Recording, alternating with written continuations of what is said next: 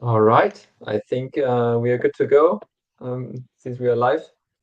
Perfect. Um, yeah, welcome everybody. Zach, thanks a lot for joining us on another Meet the Maker session. These conversations are typically all about sharing experiences and information when it comes to building on Bitcoin and Lightning, or in generally contributing to Bitcoin and Lightning. And that's why we invite makers to join us here, but also especially invite any listeners to ask questions and keep this session interactive, because after all, it's a great chance, I think, to learn from each other. And yeah, today we have Zach joining us here. He's a developer of Sats for Likes, also SMS for Sats. So he's done a lot of project when it comes to Lightning, also added Lightning to a lot of games. And since recently was also working on the Nostro directory. I'm very interested in learning more about all these projects in the next minutes, basically. All right. Um, yes, and yeah, like as an introduction, maybe you can just introduce yourself and yeah, tell us a bit about how you got into, especially into building on Lightning, um, a bit with if you can share your journey along the way a bit. Sure, I can do that. Yeah, I guess first, thanks for having me. I'm also a big fan of the work you guys are doing, and this is great to bring exposure to build, people building with Bitcoin and Lightning. So this is great. About me and my background, I guess I'll mention that I first, I always start with the first time I heard about Bitcoin, right? So, which was around 2013, which is now a long time ago, if you think about it. And also happy 14th year to everyone that's listening live, right? Today is January 3rd. But yeah, it's been, I think, 8, 9 years since I heard about Bitcoin. I sort of started reading about it, which was very exciting to me, and I just tried to talk to everyone around me back in the day. I remember, and I sort of, I bought a few. I got scammed out of a few, right? So as I guess everyone, and that was my initial intro to Bitcoin. I didn't get too much into building with Bitcoin back in the day because again, my real sort of expertise and my profession is not really development. I'm not a software engineer by training. But anyway, some years have passed, and I think I had I had a surgery. I think around 2018, and I had some time off to just sit at home and just recover.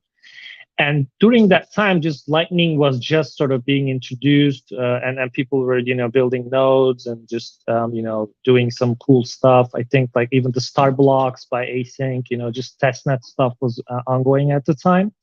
And I figured, I missed the boat on building cool stuff with Bitcoin on chain. But now there's this amazing thing, Lightning Network, where we can do this like almost instantaneously. We can send value over internet instantaneously, and that really excited me. And I said, all right, let me see what I can do. What I can learn, and just sort of experiment with.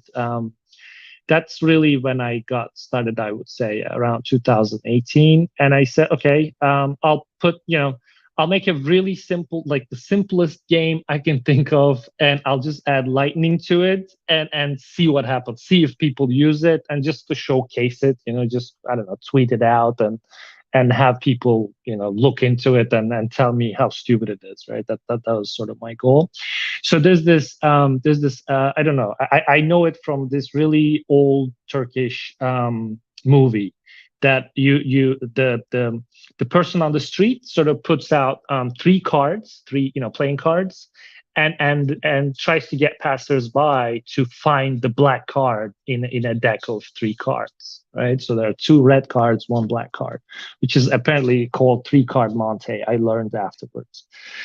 So I said, okay, I'll make it a card game where where you try to find the one black card, and you put some money on it, which is like again a few thousand sats, and if you win, you double your money. That's the like the simplest game and simplest graphics and simplest sort of game logic that you can think of that I'll build. So that was the first thing I built. I guess I don't know. Again, it should be sometime in 2018. That was my initial background. That's cool. That's cool. And why did you choose basically Lightning um, to integrate into this game? Well, I guess that's a good question. I've always like it. Well, the first reason is that because again, I thought Bitcoin was cool. I wanted to do stuff with Bitcoin, but back then, remember we had sort of the of course the block size wars and all this discussions have passed, and people were really starting to understand that we shouldn't be bloating the base chain and we shouldn't be putting all this stuff on the base chain, and that it's not great practice to just sort of dump everything on the main chain. And I thought Lightning was really cool because it also, not just that, but it also enables all these cool use cases that you couldn't do if you wanted, sort of instant settlements, right? Like I'm interested in these magical experiences that Lightning enables by just sort of having the value, sent, and it's there, it's on the other side and it's settled.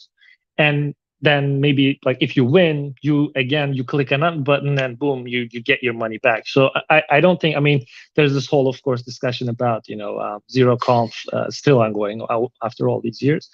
I won't get into it, but yeah, I think that's the main reason that Lightning is attractive to me, because you can do stuff, you can sell stuff, you can do cool things on the internet with anyone in the world, and it will go there instantly, and that's just amazing to me.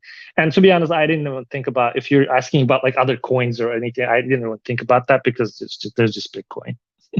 Mhm, mhm. And what was the first project that you chose, a game, to integrate Lightning at the end? Yeah, I mean, because like I was, again, like I had such little experience, and all I could do is just sort of read what other people have done, like read all the other open source projects, and look at the other old projects that existed, Mm. and just try to imagine what can I do with my very limited experience that is both fun for me, of course, because I was just bored at home, and then what I can sort of offer that would be cool and intriguing to people, and they would say, "Hey, this is pretty cool. Like you just click a card, like a turned upside down card, and you click it, and an invoice pops up, and you scan it, and then you pay it." And because it was, of course, it was a fair game, right? It was provably fair. I read up on it, and I made it provably fair, so you can check the hash and make sure that I didn't trick you, like the backend server wasn't tricking you anything. So I think it's like amazing that we can now build these trustless games with instant value transfer over internet. That was just amazing to me. I like Yeah, cool stuff. You know, everybody does, I guess. I mean, you've been super productive when it comes to like building one Lightning app after the other. So I was going over your website. Incredible how many projects you've been working on there. Right. Yeah, that I guess that just after the first one, I guess it just sort of like rolled on, right? Because as you know, like of course, and maybe like other Lightning developers can also attest to, is that once you have sort of the grasp of the thing and maybe like the basic security things down, right? It's amazingly simple and straightforward to sort of build on Lightning, build with Lightning, right? And take payments and do cool stuff. And you don't need much because again, it's not some complex thing where you need to, okay, well, we can think about like all the channel management and liquidity management, all that stuff, we can think about it. But for instance, if once you set them up, then you can use the same infrastructure and the same API, whatever you build, for everything else. So, I did the first. I don't know how, I don't remember how many people used it, but I guess I thought it was cool. So then I just thought, okay, what else can I put the, same API? Because this is amazing. It doesn't matter. It doesn't, it doesn't make money, or it doesn't, it's just, to me, it's just cool to see it work. So I just started thinking about, okay, what else can we do?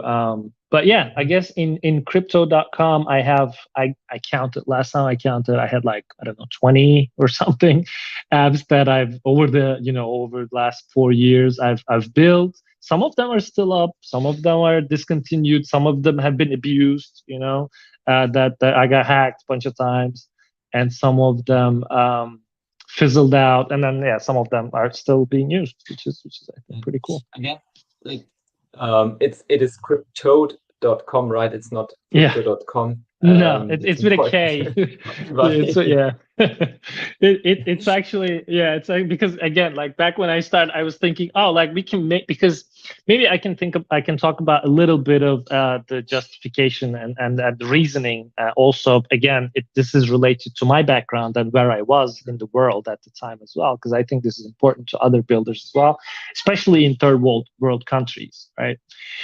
Because so back then, I was living in Turkey, right, which is not really connected to the rest of the smooth financial system that you can experience maybe in Europe, and I would say even more in US, right? So like in US, okay, you're a developer, you want to sell something online, there's like Stripe and all these things that I mean, even with fiat, right? If you sort of put aside all the other amazing things about Bitcoin and Lightning, it's just taking payments from strangers, right? I mean, this is not, it's not as easy for third world builders to do everywhere in the world. I think maybe people take this for granted.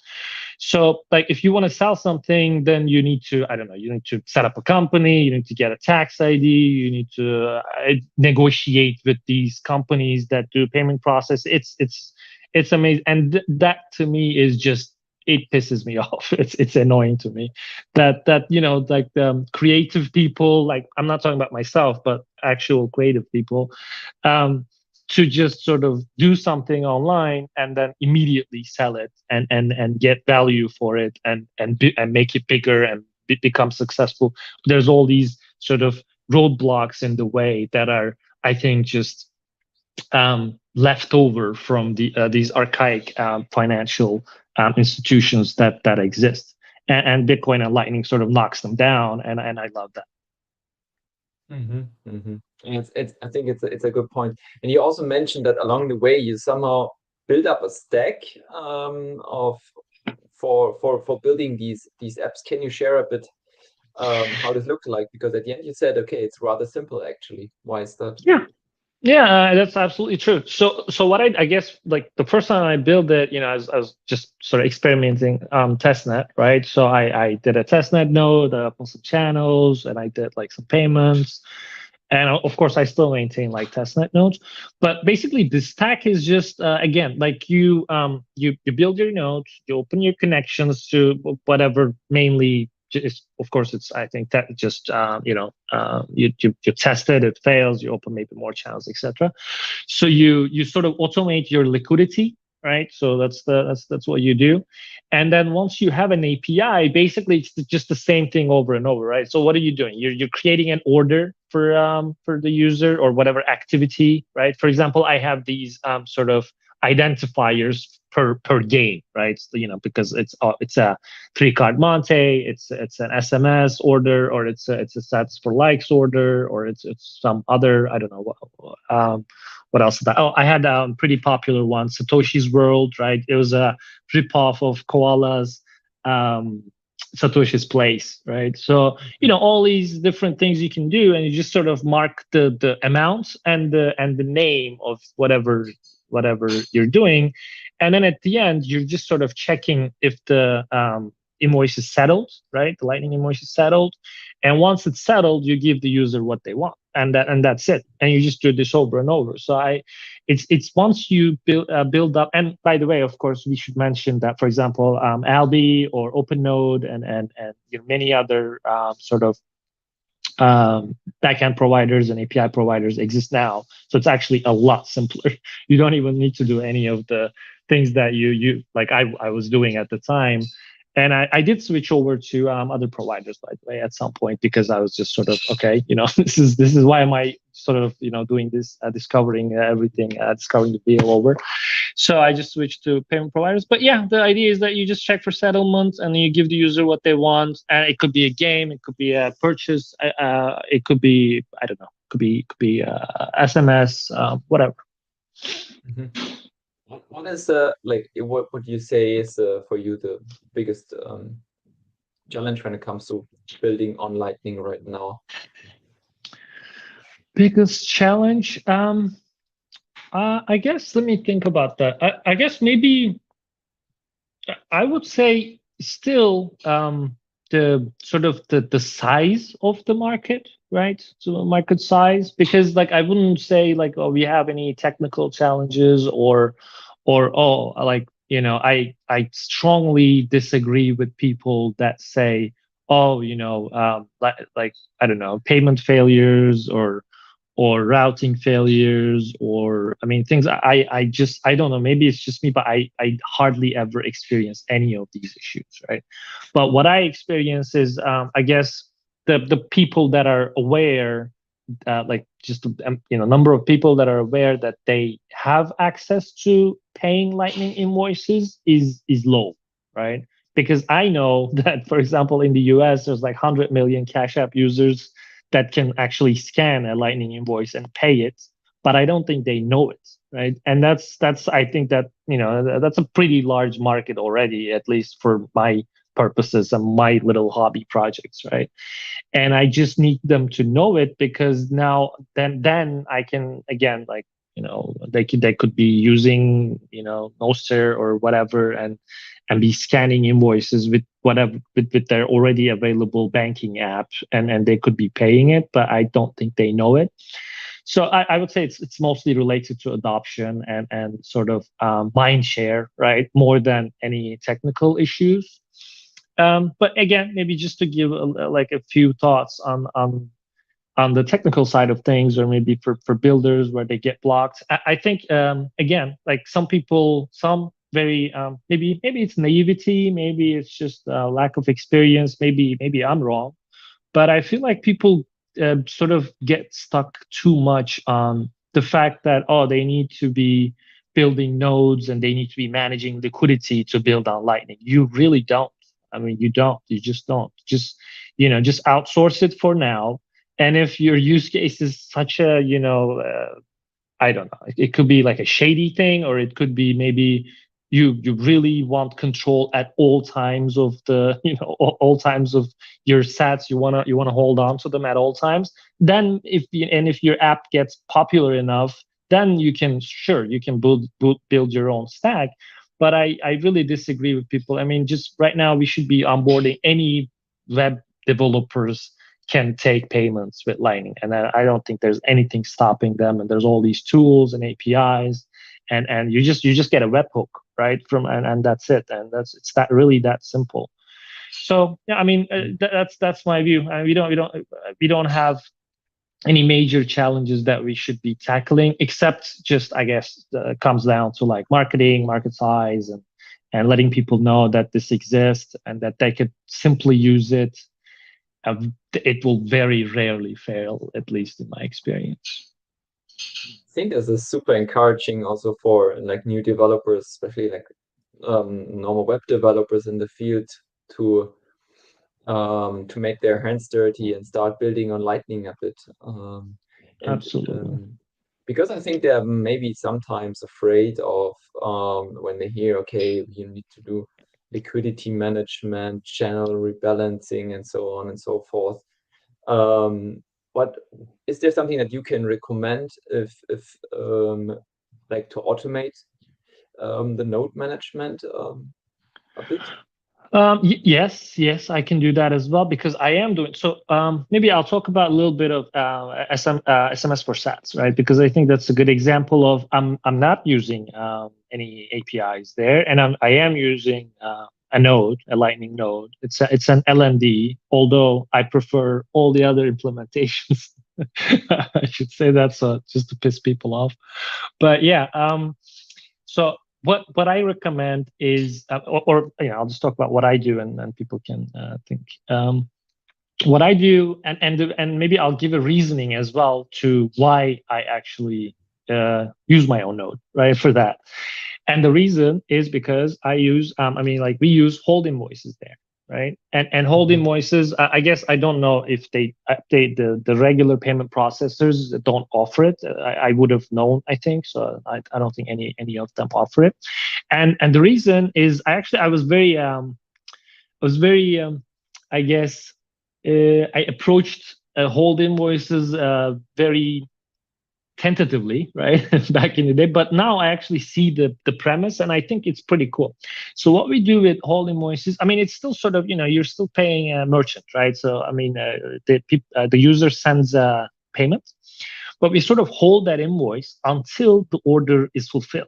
Right. So I think this is a very cool, again, another very cool property of Lightning, which I guess people that take credit card payments like natively, not via a processor, will know that you have the opportunity to, sometimes when you, like, the user sends you the credit card information, you sort of lock it, right? So you hold it, and then I think a lot of processors also do this, that they hold it, and then once the order actually fully goes through, or maybe you're ready to ship it or something, you settle that credit card transaction. Of course, Bitcoin settlement and credit card settlement are not the same, we know, but for the developers' intents and purposes, that they are the same, and we can do the same with Lightning, which is very cool, and which is also the reason we're running our own node for SMS for Sats.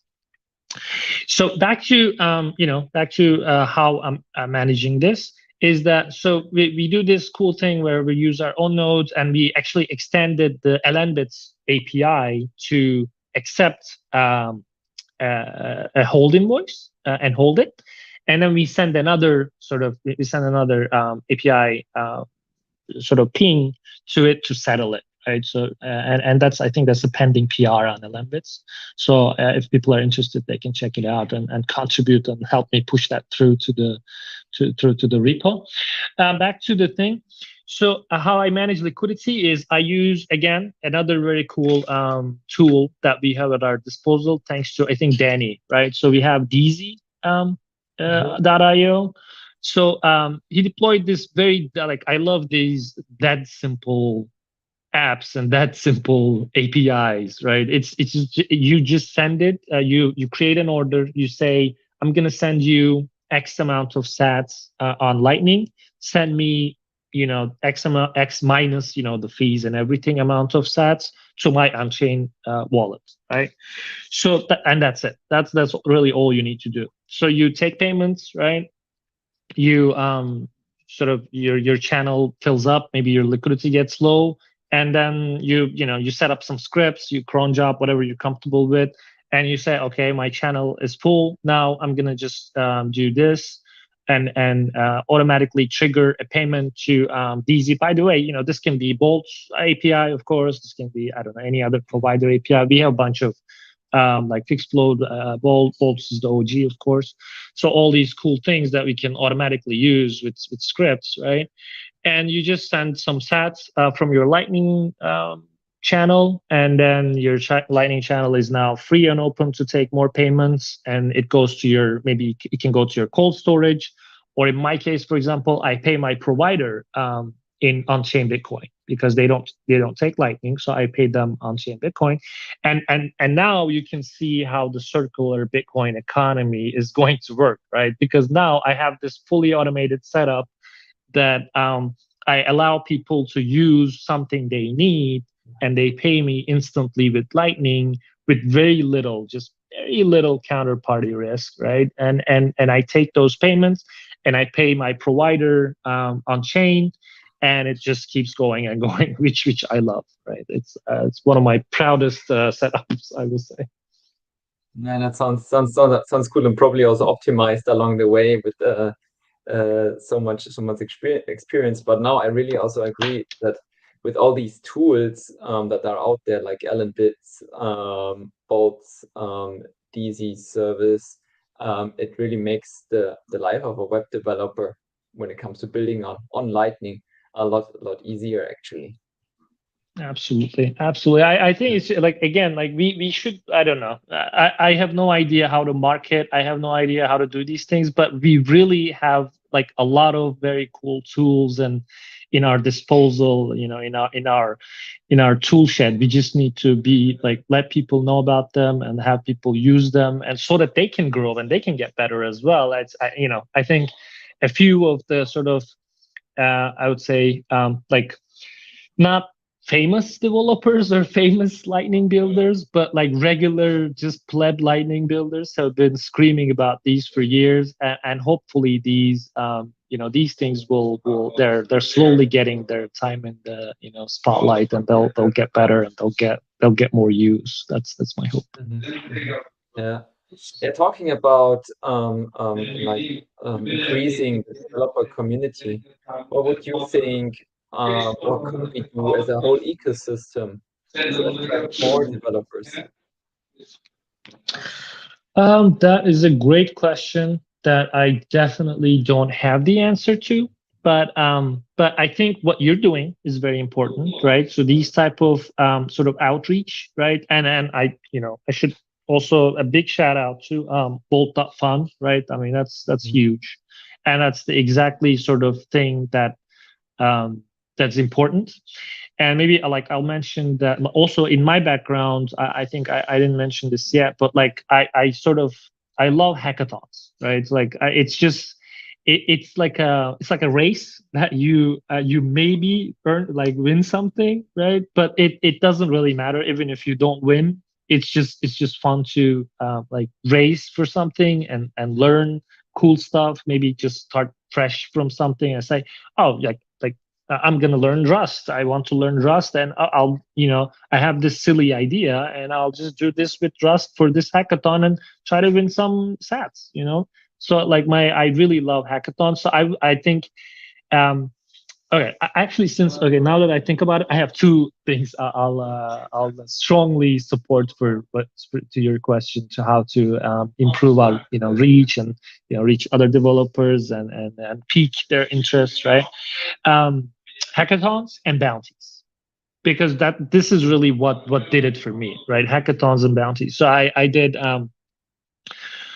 what was it? We had like some lightning hackathons like years ago, right? And I think Bolt.fun is bringing that back, and I love that, and I fully support it, and I also congratulate and work with the winning teams, which that they're really cool teams that won it. Shout out to like Lightsats and LNVPN. Those are great guys, great teams building cool stuff.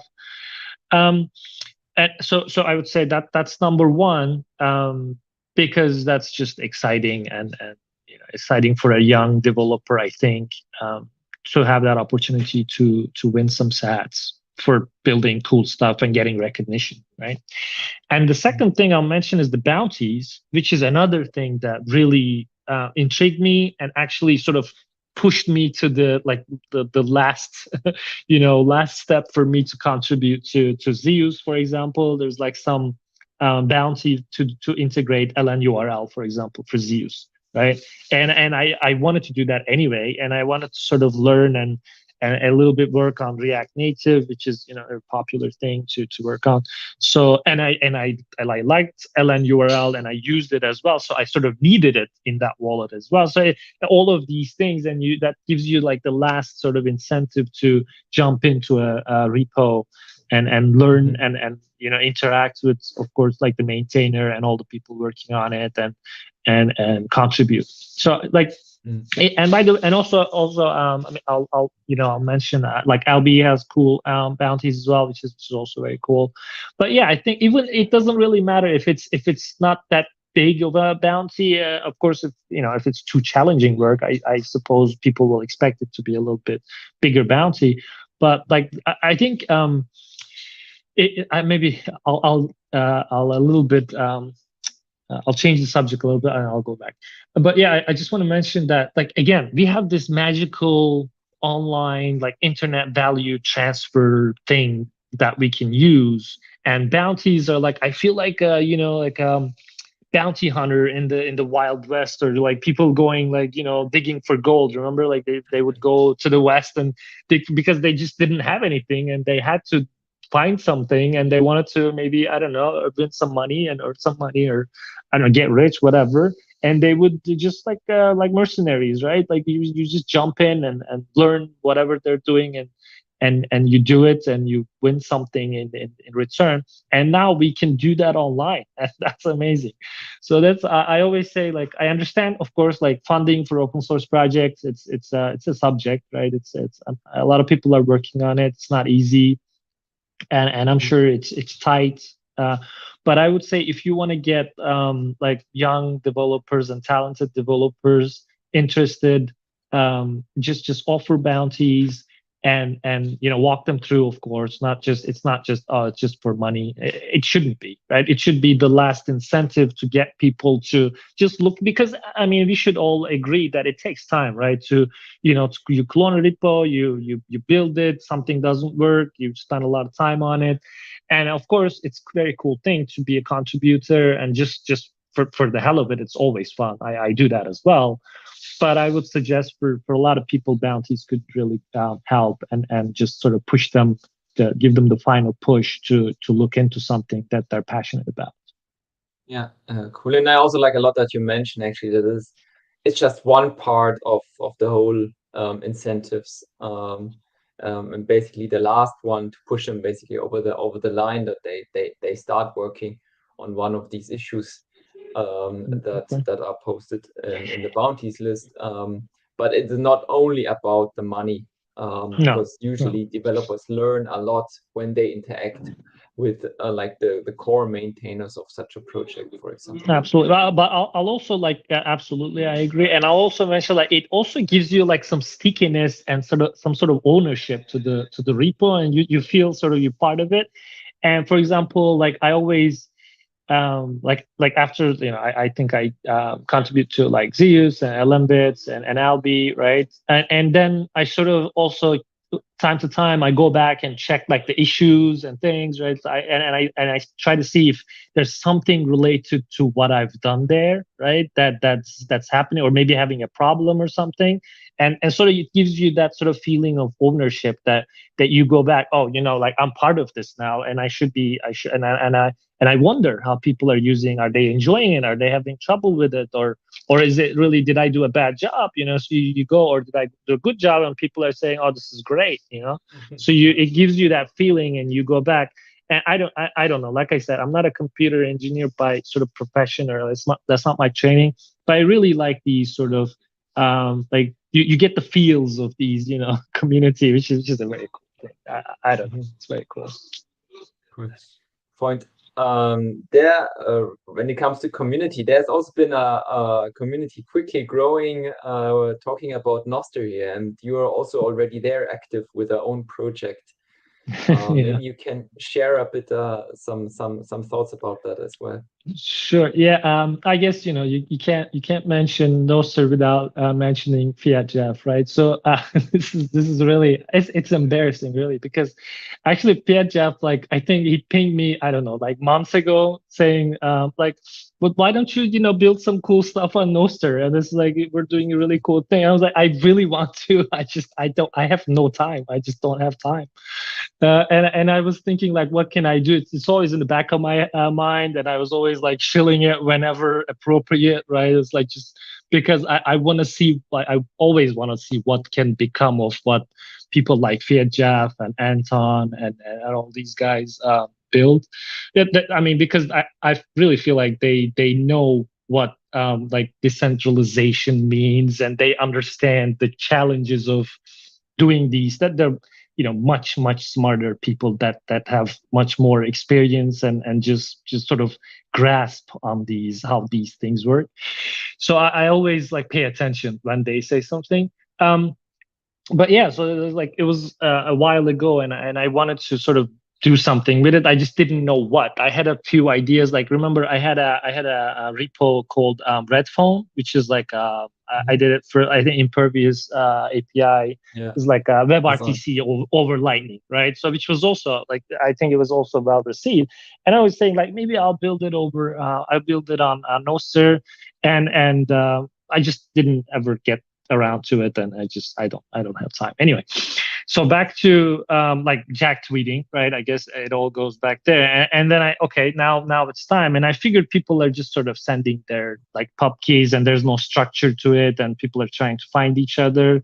And I literally just, it took me, I think, I don't know, like 2 hours, maybe like one afternoon. I just used the like readily made template and just have people tweet out their pub keys, and then I just listened to like Twitter mentions, and I just saved them to a DB, and that's all really. That's all I did. It's not that complicated. But again, this goes back to sort of I had the infrastructure to do these things like before, because again, I do the sats for likes, for example. So I am familiar with Twitter API such that I was able to do this right in that short amount of time. But yeah, back to Nostr. I mean, the Nostr directory is now, I think we're approaching 10,000 entries now, and I think like half of them are verified on Nostr, which is very cool, because now we have a way to like cryptographically prove that you are this pub key on Twitter, right? Like yeah, you, because we all know everyone as this account on Twitter. Like when we go to conferences, everybody tells me, "Oh, you use Pseudozach on Twitter." Yes. So now I can say, "Oh, I'm this pub key because my pub key is attached to the Twitter handle." That's like our blockchain. I joke about that. But yeah, Nostr is very exciting. It's I again, like I said, it's a smart idea by smart people, and no wonder that Jack and others are interested in it, and of course JB is also one of them. Like, let's see where it goes. Like I always yeah, I think we all like approach with caution and sort of a little bit of like, oh, maybe this, maybe that, because like we're used to thinking about like what can go wrong, right? So because again, like Bitcoin mindset, like we can always think, oh, like where could it fail? Like where would be a blocking point? But again, like I said, like when I think about these things, I feel like Piet Jeff and guys like that are like, I don't know, 10 steps ahead of me thinking about these things, and they've probably anticipated it. But we'll see where it goes. I mean, it's very exciting. It's a very vibrant community. I agree. Even you open the global feed, it's just exciting comments and just amazing discussions happening. It's not just about Nostr. It's not about Elon Musk. It's actually about Yeah. exciting, cool stuff that you like to talk to your peers about. And with the architecture that's there, with the all these, for example, you can isolate your relays, you can build your own sort of little network inside that network. So all of these things you can do, and I really think it has a lot of great potential. And so yeah, I'm just I'm happy to be a part of it. I'm happy to contribute and see where it goes. Yeah, that's true. Totally. I mean, what I also find interesting is that it was somehow started by people from within the Lightning community, and I'm really curious how which effect this will have on Nostr and Nostr related projects. So when do they adopt Lightning payments, for which use cases, and what we will see there? I'm really curious about that. I can mention right now, like I mentioned what I'm doing right now, which I think I think it's a good idea, but maybe you and others can tell me how stupid it is. So, Nostr directory, I mean, again, like you said, what is it? It's just sort of you tie your other socials to your pub key, right? And I figured, okay, like there's going to be bots, right? There's going to be spam and there's going to be bots. We all know that. Like, how do we maybe get around it, or maybe just surface that information so that people can make their decisions, right? I mean, that's all we can do really, because we can't manage things for people, because that's the whole point of having a decentralized, architecture to have people decide for themselves. So right now, what I'm experimenting with, again, this can turn out to be really stupid and I can give up at any moment. But I figured I'll give badges to people, right, on Nostr directory. So you verify your Twitter, you get a badge. You verify your Mastodon, you get a badge. And now I'm experimenting with using the LB API and saying, you can send 1,000, like you can send a donation, but I figured it should be more than one sat, right? Because bots can also send one sat. It's not, it should be a little bit, costly, not too costly for regular people. But yeah, so I figured like you send 1,000 plus sat donation to Nostr Directory's LB account with the loot like LN pay comments or a description. So one or two, and you put your pub key in there. It can be a hex pub key, it can be npub pub key, it doesn't matter. Anyway, so I parse that and I give that a badge, right? So and now there you go. So now like regular people on Nostr, and if they want to maybe I don't know get surfaced on Nostr directory or maybe have their pub key taken a little bit more seriously, that it's a real thing, they can. They have the option to choose to send a lightning payment and actually even use LNURL, right? And use loot12 comments to do that payment and get that badge. And of course, this is like very just straight simple thing that I thought about. But to your question, I think in the future we're definitely going to see a lot of experimentation with, for example, page relays, right? I've talked to a couple of builders about also proof of work relays, but also page relays where you have to pay per message, for example, to send something, and then like maybe you can have your sort of fresh and elite Nostr client that connects to only this page relay and receives all these high quality high signal messages, because people really want them out there, and they pay for them, right? So yeah, I think it's really cool thing that like that another new cool toy that we get to play around and experiment with, and I'm also I have no idea where it will go. I'm also excited to just learn and read what people are doing. There's a lot of amazing things being built on there. It's a lot of developers, and again, I would say it's I see from at least what I can read on the Telegram and on the Nostr itself is it's not just like Lightning and Bitcoin developers. It's a lot of just regular developers. They're even I can even mention they're even a little bit approaching, for example, like Lightning and Bitcoin invoices a little bit more cautiously. So like that could be even annoying to them, right? Because maybe they're just averse to any quotation marks crypto stuff, right? So yeah, but we'll see what happens. I mean, maybe for example, though you'll get a relay and you'll get a client that blocks out all Bitcoin Lightning things, right? I mean, that's also allowed, and then they'll enjoy their time over there, and then there'll be more generic relays where people talk about Bitcoin stuff or whatever they want to talk about, and yeah, it's very exciting. It's this discovery phase. It's just it's and thrilling. Yeah, yeah, true. Perfect. Cool. So that was, I think, also a very interesting, like last topic of our session. Happy that we also could talk about that, and also quite an interesting opportunity that is now also open to developers. Like how can they build on Nostr? How can they basically bring these two things together, Lightning and Nostr, and what can be possible there. So it's a lot to experiment there. Yeah. So my last question is, if there are none from the audience today, basically only just like, yeah, is there so how can is there a way how can developers get in touch with you if they have questions, or in general, what would you recommend them getting started developing on Lightning?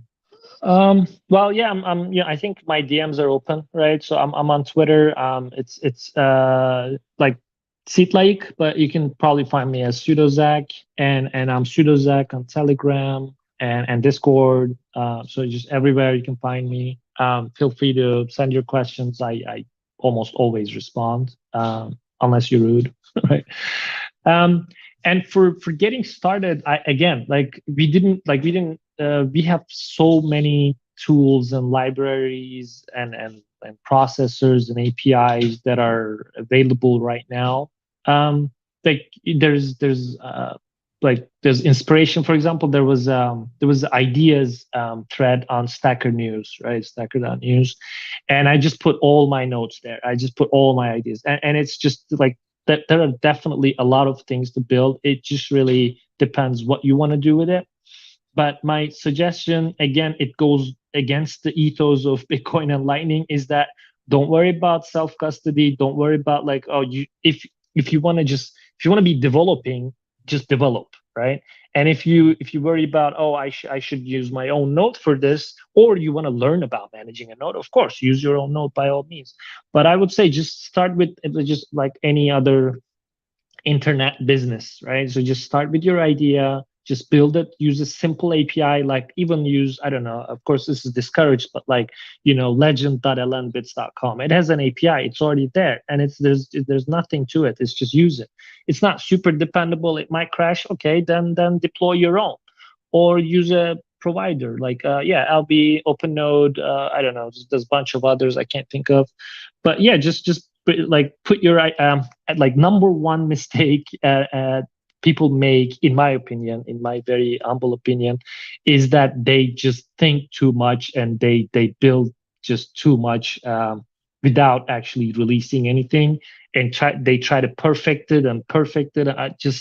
I don't know. That didn't work for me. I did that in the past. And now I just deploy it. It looks terrible, and I deploy it in 2 hours, and people tell me it's terrible. But if it does what I need it to do, then I don't care. And people will use it. Trust me, people will use it if it actually it's a good idea and it gives them some value. People will use it. So just deploy it. Use the simplest, the shortest path, right? To launch and just launch it, and then once you're there, iterate it and fix it, and it will break, and I think it's a lot more fun when it breaks, people because people are using it, and you can fix it and feel good about yourself. That's at least my approach. It's a good attitude. Thanks a lot, Zach, Absolutely. and I really hope that we, after this interview, we will see a lot of more bounty hunters out there who are I'm looking hunting for forward to it. bounties. All right, sounds great. Thanks for having me, and Perfect. thanks for all you do as well. Yeah. And also, thanks a lot to all the listeners. Please share this episode with others who may be interested in this topic. And yeah, see you next week for a new episode. Bye. Right.